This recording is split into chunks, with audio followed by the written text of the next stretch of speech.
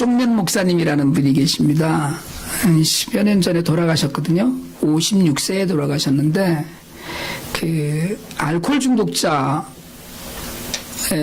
중독이 심해서 간질 증세까지 있었던 분이었는데 회복이 되어서 목사가 되셨던 분이에요. 가족들이 빨리 하나님이 좀 데려가셨으면 그러고 기도했던 그 인생이었고요. 술 마시고 온갖 행패를 늘 집에서 부려갖고 형수 뺨을 맨날 때리고 그러고 살고, 누나가 전도사랑 결혼한다고 누나 결혼식에 가지 않고 그러고서는 그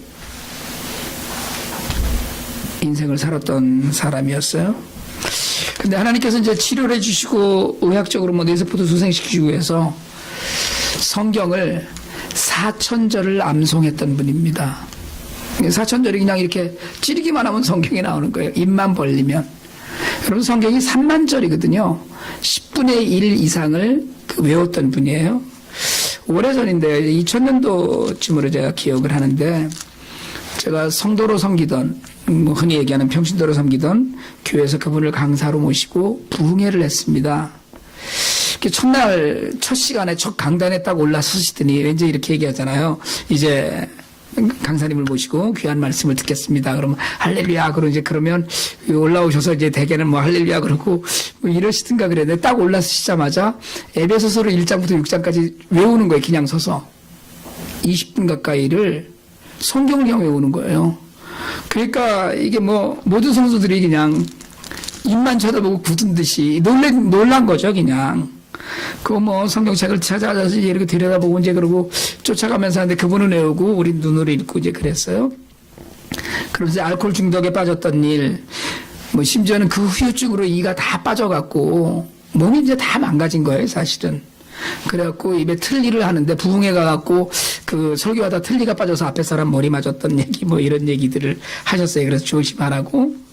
그러면서 이제 성경 암송의 유익과 통독의 유익을 이제 말씀하시는데, 한 구절 한 구절이 다 생각나지는 않지만 그때 굉장히 도전을 받고 정말 많은 사람들이 마음의 결단을 가져왔어요. 그분이 4일간 집회를 하는데 성경 암송의 비결을 알려주시겠다는 거예요. 이게 정말로, 근데 사실은요, 솔직히 여러분들도 그렇지 않아요? 짧은 비결 하나를 갖고 성경을 줄줄 암송할 수 있습니다라고 하면 한 번쯤 배우고 싶지 않아요, 다들? 누구나 다들 이제 배우고 싶은 거거든요. 그래서 귀를 세우고 그냥 눈을 반짝이면서 기다렸죠. 계속 이제 설교 시간만 되면 일단 올라오셔서 성경을 몇 장씩 외워서 앉아있는 성도들 귀를 다 죽이시고, 그러고는 이제 가르쳐 주는데 막 얘기를 하시다가 오늘 설교가 길어졌으니까 내일 가르쳐 준다 그러시고, 내일 가르쳐 준다 그러시고, 그냥 마지막 시간이 됐어요. 통째로 이제 성경을 외우시니까, 사무엘상 전체를 외운다거나 이런 분이니까. 그래서 그 목사님 집회 마지막 시간에 예배당이 이제 꽉 찼는데 서로 이제 귀를 기울여서 이제나 저제나 비결을 이제 가르쳐 주실까 그랬어요. 그래서 이제 마지막에 그 목사님이 비결을 가르쳐 주셨어요. 그래서 그걸 이제 다들 눈을 이제 귀를 바짝 세우고 조는 사람 하나도 없이 마지막에 가르쳐 주셨는데, 손가락을 딱 이렇게 내밀어서 자기를 가르치라고 그러시더라고요. 한번 해보실래요, 여러분? 손가락을 딱 이렇게 내밀어서 저를 가르치세요. 저를 이렇게 가르치고 따라서 하세요. 이제 그 목사님 하신 대로 하는 겁니다. 저것도 하는데. 그분이 그러시는 거예요. 저런 것도 하는데. 알코올 중독자이고 뇌세포 다 죽고 이빨 빠지고 정말 심지어는 56세에 돌아가셨거든요, 실제로. 부실한 저런 것도 성경을 4,000절이나 외우는데 몽성한 내가 못하겠냐는 거죠. 맞잖아요. 비법이 따로 있는 게 아니라 사랑과 노력이라는 거죠. 사실은 모두 허망했어요. 사실은 매 시간마다 오늘 말씀해 주시려나 그러고 한 사람도 안 빠지고 그러고 나왔는데, 그런데 회개한 사람들이 그날 많았습니다. 비법이 없는 거예요. 말씀을 사모하고 꿀송이보다 더 달다는 그 믿음의 고백만 있으면 한다는 거예요. 그러니까 저것도 하는데 이러시는 거예요. 제가 아들 자랑을 좀 하려고 합니다. 오늘 우리 아들이 안 왔으니까. 저희 둘째가 5살 때였어요. 킨더가든 가기 전이었죠.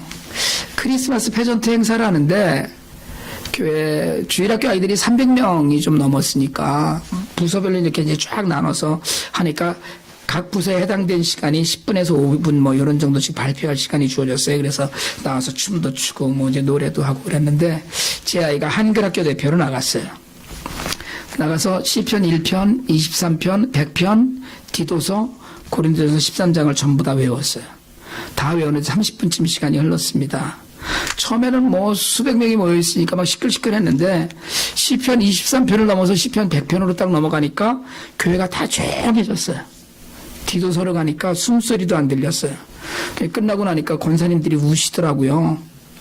회개했다고 그러시고, 물론 뭐 그 뒤에는 애가 그렇게 성경을 많이 외운다는 건 그 뒤에 얼마나 못된 엄마가 있나 뭐 이런 걸 우리가 상상해야 되거든요. 엄마가 악역을 담당했지만 교회 전설이 됐죠. 저는 여러분 그렇게 다른 이들이 기가 질릴 정도로 말씀을 암송하고 성경을 수백 번씩 통독하는 일이 중요한 일이라고 생각하지 않습니다. 사실은 제가 여러분들에게 막 성경 외워라, 써라, 읽어라 자꾸 말씀드리지만 그게 핵심이 아니라고 생각을 해요. 그런데 제가 자꾸 여러분들에게 그런 말씀을 드리는 건 소망이 있어요. 말씀의 능력을 반드시 만난다는 거예요. 저는 말씀을 통독하다가 성경의 놀라운 은혜를 받는 이들을 참 많이 봤습니다. 그런데 여러분 중요한 것은 아무리 외우고 아무리 읽어도 근본적으로 그 말씀을 통한 변화가 없으면 아무 소용이 없다는 거예요. 정말 고린도전서 13장에서 막 얘기하는 소리나는 구리요 울리는 꽝과리에 지나지 않는다는 거거든요. 여러분 제 아이가 그렇게 어려서 성경을 수백 절을 외우고 암송을 하고 했는데 그런 놈이 어쩌냐게 지 엄마가 성경을 쓰다가 아이고 졸렵다 이러니까 딱 뭐라냐면 맞장구를 치더라고요. 성경이 제일 졸렵죠? 이러더라고요. 그게 다 소용없는 거예요. 그래도 여러분 저는 지금 아이들이 어려서 말씀을 읽고 외우는 재미를 느끼면 혹시 이후에 평범한 학생으로 자라더라도 하나님께서 중심을 지킬 때 그 말씀이 일할 날이 분명히 올 거라고 저는 믿습니다. 굳게 믿어요. 하나님 말씀은 여러분 돌아가신 그 박정면 목사님은 말씀을 통해서 그분의 그 젊은 날의 삶을 회복시키신 하나님을 만났어요. 그래서 수많은 이들에게 오직 암송으로 은혜를 끼치고 말씀을 읽고 외우는 동안에 자신의 모든 것이 치유되는 경험을 했거든요. 이분은 말씀을 읽으면서. 요즘도 저는요 그 목사님 생각을 가끔 하는데 혼자서 부끄러워요. 혼자서 그분 모습 다른 말씀도 잘 기억이 안 나는데 저런 것도 하는데 이 말씀이 기억이 나는 거예요. 생생하게.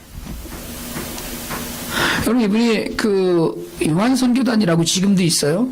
말씀 통독과 암송 훈련을 시키는 선교단을 만드셨는데 그 선교단 그 간증하는 그 간증 사이트에 가보면 성경을 읽다가 눈이 밝아진 분들도 있습니다.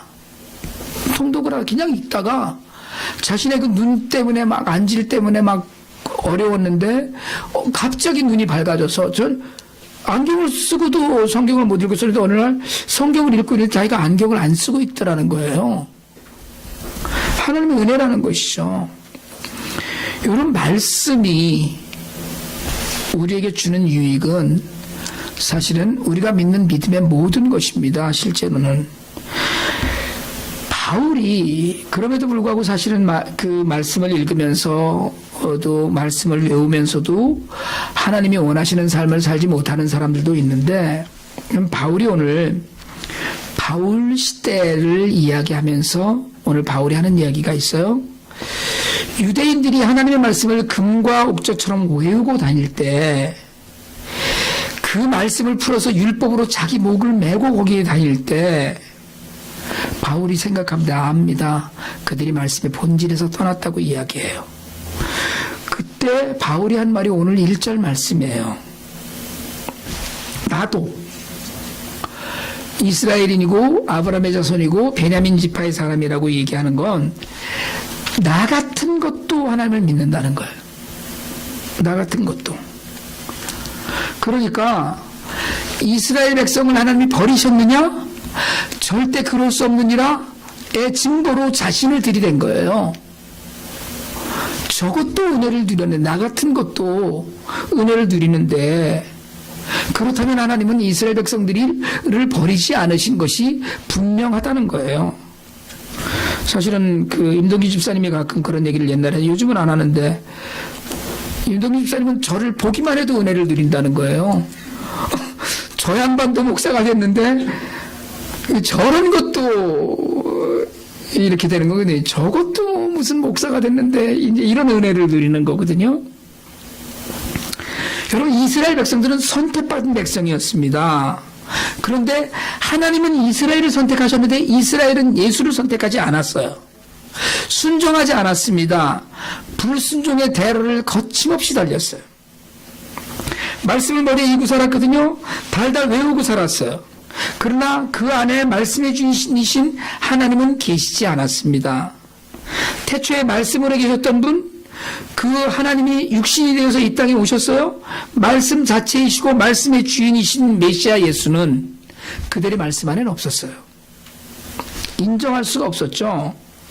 십자가에 달려서 허망한 죽음을 맞이하는 33세 젊은이를 인정할 수 없어요. 받아들일 수가 없었던 거예요. 그들이 그토록 냉정하던 말씀 안에 계시되었던 분명한 사건이었지만 그들의 눈이 멀었어요. 봐도 보는 게 아니었어요.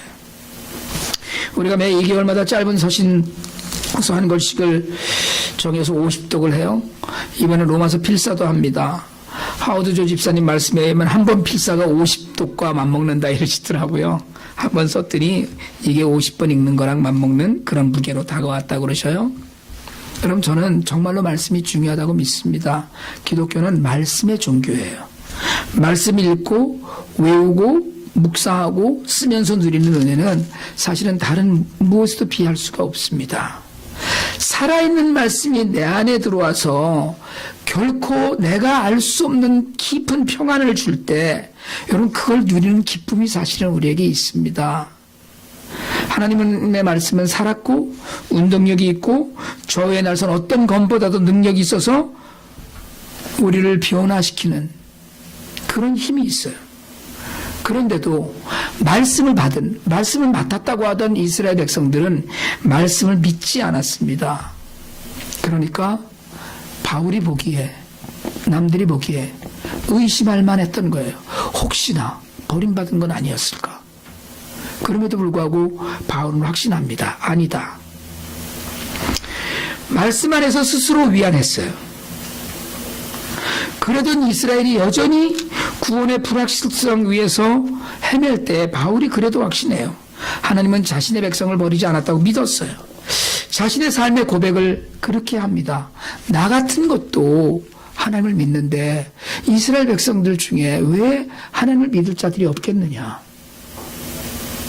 그러면서 오늘 바울이 엘리야 이야기를 합니다. 열왕기상 19장에 있는 이야기죠. 바알과 아세라, 이스라엘이 가장 암흑기라고 얘기하는 아합 왕 시대 이야기입니다. 왕비 이세벨 때문에 바알을 섬기던 그 나라에서 바알 선지자 450명, 아세라 선지자 400명과 함께 누구의 신이 정말 하나님인가를 내기했어요. 단을 쌓고 그 위에 소를 잡아서 얹어놓고 하늘에서 불이 내리기를, 바알 선지자 450명과 아세라 선지자 400명이 하루 종일 아침부터 저녁까지 춤을 추고 노래했습니다. 그런데 하늘에서 아무런 응답이 없었어요. 엘리야의 차례가 왔어요. 무너진 돌단을 다시 세우고 12돌을 가져다가 단을 수축하고 그 위에 소를 각을 떠서 올려놓고 도랑을 파서 큰 물통 4통으로 3번씩이나 물을 갖다가 그 위에 부어서 도랑에 물이 찰랑찰랑할 정도로 부어놨어요. 그리고 기도합니다. 하나님이 나의 하나님이신 것을, 이스라엘 하나님인 것을 보여주시옵소서. 하늘에서 불이 내려와서 모든 것을 다 태우고 도랑에 가득한 물까지도 다 말려버렸어요. 그 사건을 통해서 이스라엘 백성들이 바알 선지자들을 가짜라고 해서 전부 다 잡아다가 결국은 다 죽이고 맙니다. 엘리야의 기도를 들으셨어요? 하나님이 가뭄을 그치고 큰 비도 내려주셨습니다. 그리고 엘리야는 왕비 이세벨의 추격을 피해서 죽을까봐 도망가요. 부엘세바 광야를 하루길을 건너 가서 로뎀나무 밑에서 한탄합니다.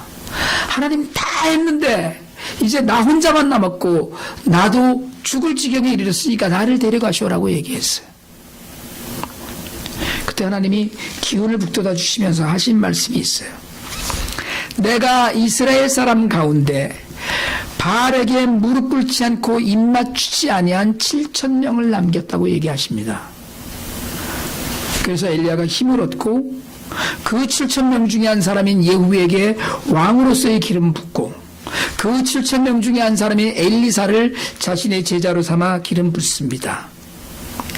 두려웠어요. 두렵고 떨리는 시간을 만났어요. 엘리야도 나 혼자만 남은 것 같았어요. 그러나 하나님은 구원할 사람들을 다시 더 많이 남겨주셔서 엘리야가 자신의 마지막 사명을 마칩니다. 여러분, 사실은 우리가 말씀을 쫓아 산다고 이야기해요. 내가 바른 믿음을 갖고 있다고 생각합니다. 그런데 주변에 아무도 없다고 생각할 때가 있어요. 나만 무엇인가 하나님을 섬기는데 나만 외로울 때가 있어요. 힘들 때가 있습니다. 심지어 예수를 잘 믿는다고 하는 사람들 중에 우울증으로 자살하는 사람까지 있습니다. 심지어는 굉장히 그 개혁적인 신학을 주장해서 굉장히 큰 많은 사람들에게 영향을 끼쳤던 목사님도 설교 잘하고 집에 들어가서 목매서 자살했어요. 여러분, 이스라엘의 구원은 멀고 먼 길처럼 보였지만 바울을 구원하신 하나님께서는 이스라엘을 결코 버리지 않으셨다고 했어요.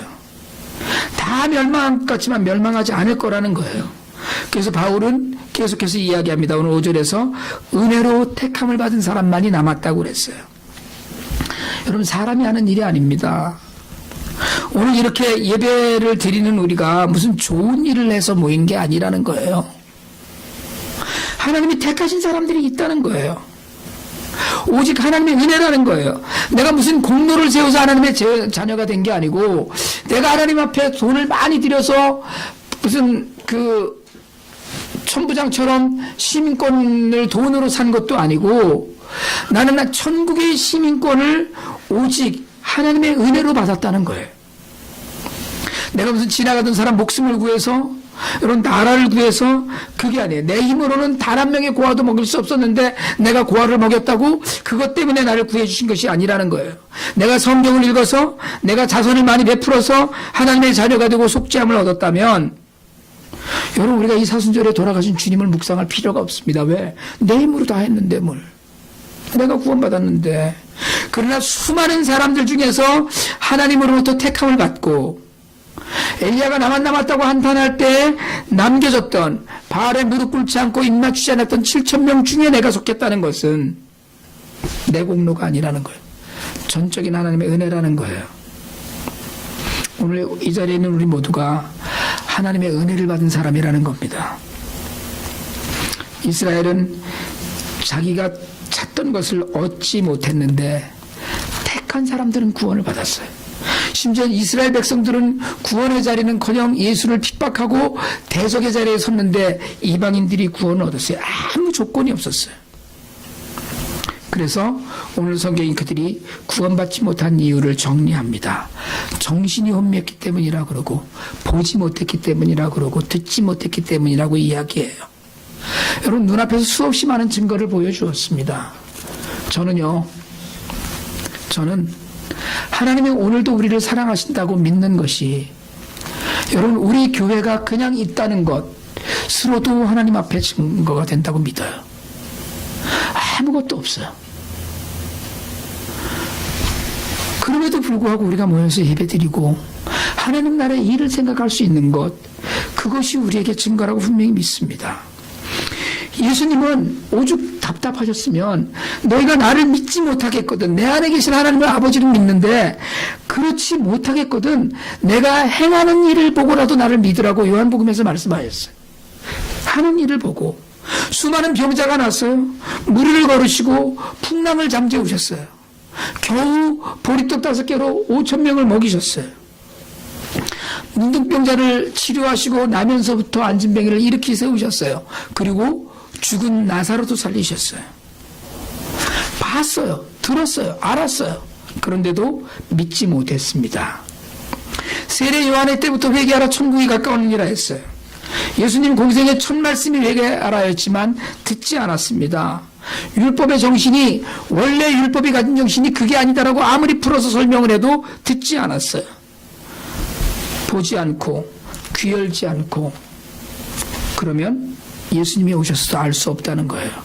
오늘 9절과 10절에서 바울이 다윗이 시편 69편 22절 23절에서 한 말씀을 인용합니다.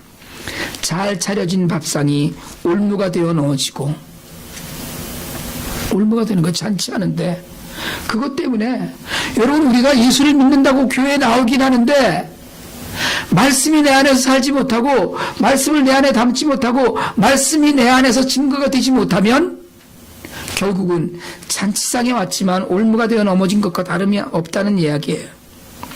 하나님을 잘 안다고, 하나님의 말씀을 잘 안다고 하는 이스라엘 사람들이었지만 다 구원의 자리에 있지 않았어요. 택함을 받은 자가 있고 나머지 사람들이 있었어요. 나머지 사람들의 마음은 더욱더 완강해졌다고 얘기합니다. 오늘날 교회에도 있어요. 열심을 내는 것 같지만 말씀의 진정함을 잊는 사람도 있고요.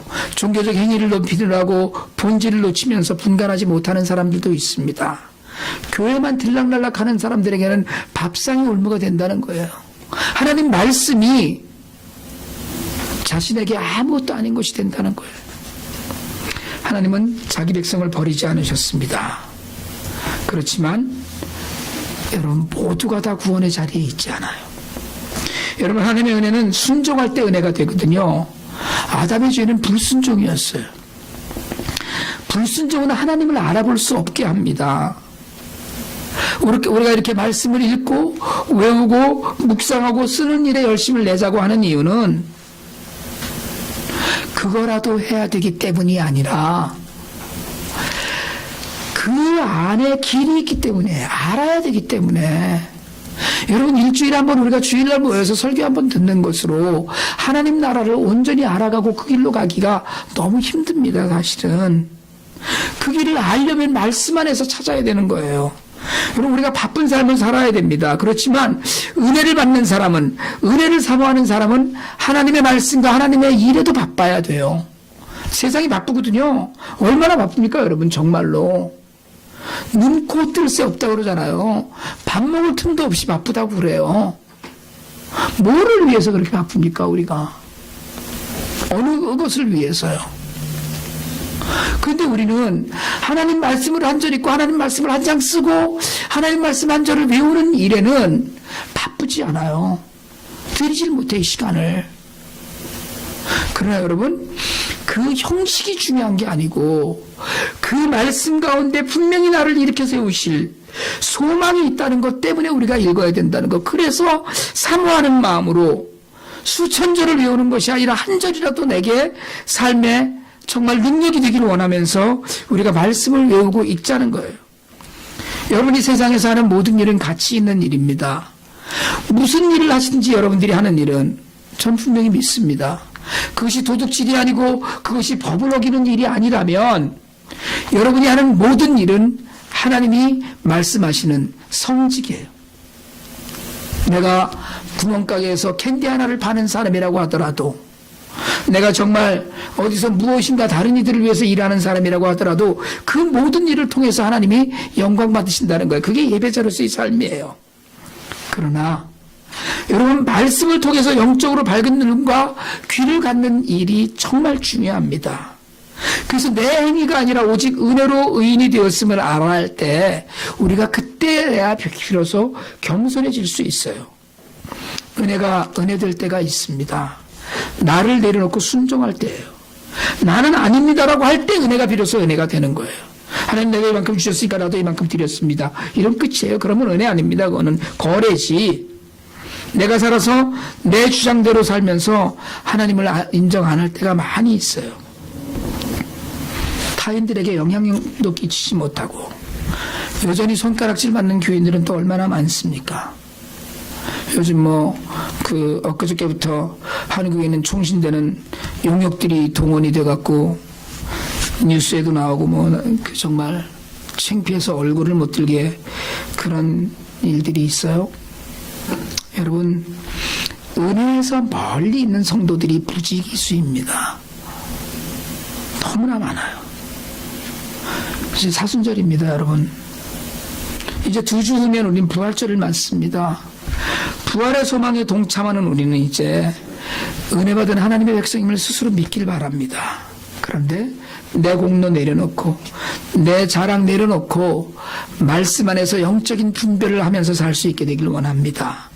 여러분, 정말 우리 모두가 오직 은혜로만 살아야 되는데 하나님을 알고 하나님의 뜻을 알고 그 말씀과 뜻에 순종하면서 내 공로가 아니다라는 고백 안에 서라야만 우리가 정말 은혜로 살 수 있습니다.